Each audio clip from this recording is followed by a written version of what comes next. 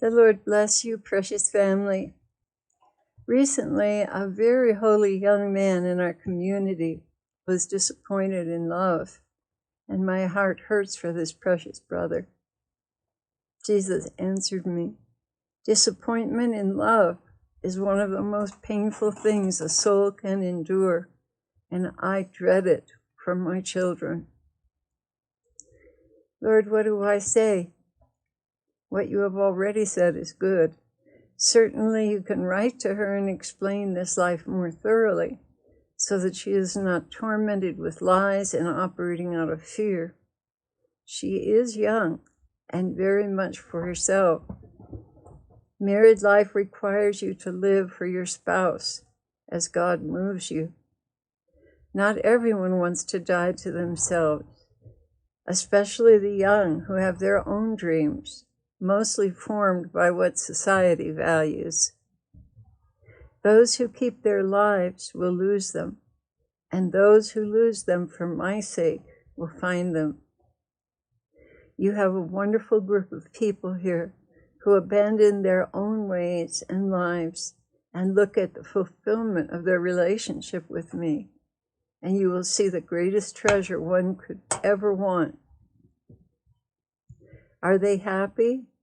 Yes, very happy, aware that they have chosen to live my will for their lives. It is a scary thing to throw yourself into the abyss of unknowingness, to abandon all you have known and worked for, to have a relationship with God. Boy, I went through that. I really went through that when I became a Franciscan. All I can say, it was like the Rio Grande Gorge, and at the bottom were the bones of all the people who didn't make the jump. Didn't quite make it. It was quite a leap into the unknown. To abandon all you have known and worked for to have a relationship with God can be tormented by thoughts that come against this foolishness. And the demons are not lacking lies to frighten one back into lukewarm, complacent life, a safe life that others accept and applaud you for. Yes, you give up houses, mothers, fathers, brothers, sisters, inheritances, and self-respect from your family and community. You become a fool for Christ, a laughingstock, a lazy, aimless person lacking in normal ambition to fit into society. That's how you were viewed. I just wanted to bring up, Paul talks about this, that we are counted as nothing while other people have substance and are respected. We're counted as beggars and losers, and I can't remember the exact scripture, and I couldn't get on the internet to find it. But it's true. When you live this life, go about scantily clad, without money and everything else, people look at you like you're a little on the nutsy side. So it was a scary decision to make, to do this. He said, your heart is to fit into my heart, period, no matter what it takes. You are a radical fool, scorned by all, including those who say they belong to me and should know better. But they are owned by their comforts and the approval of parents and friends. They dare not step out of that mold that will never stretch, but always will stay within acceptable social boundaries. Yes, Claire, dearest, I have brought into your life souls that only want me and are happy to go without everything else to have me. Yes, there are degrees of detachment from the world, but they have done the most radical thing they could to have me without distractions and worldly cares. And I will reward them richly with mothers, fathers, brothers and sisters, houses, abundantly in this world, and persecution as well. You know how precious this family is. The love, the caring, the service, the prayer. Yes, these are graces I give in abundance to those who want to live only for me.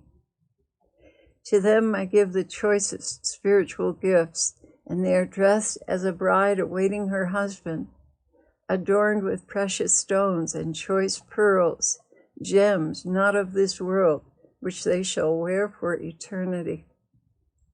They are not living for mother, father, or any other precious person in their lives. They're certainly not living for money and a name. They are living only for me. Shall I not adorn them with the most stunning wedding garments?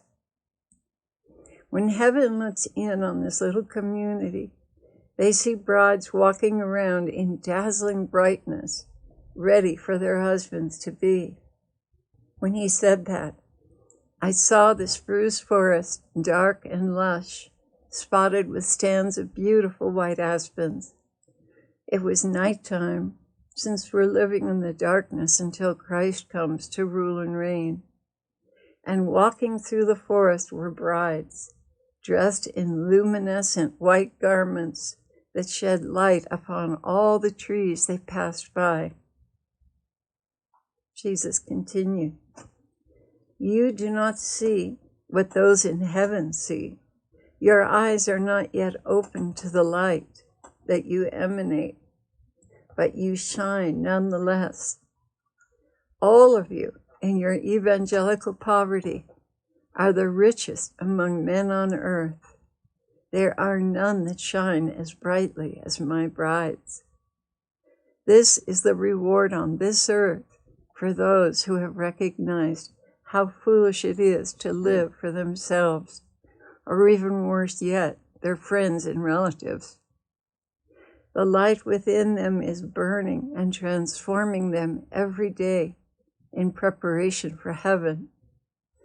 But those in heaven see only the outer man burning with light, illuminating everything that is around them. The souls that have chosen me over the world shall not be yoked to those who choose to live for themselves. For those I have called to live this life in the married state, I will bring a suitable partner that also loves me more than themselves and the world. I will not give my bride to any soul who is earthbound by the opinions of men and does not love me more than themselves. I will reward them with a worthy wife, and they shall bring forth holy children. This is my promise to them. So weep not for those who say no to my invitation. They were not worthy, but you shall have one who is. That is my promise to those who love me and my holy will more than their own lives. Do not weep, but count yourselves blessed that you are not unequally yoked to a spouse who would continually choose the ways of the world and raise up worldly children. Wait for my choice, beloved ones. Wait. Period. Okay, that's the end of that message.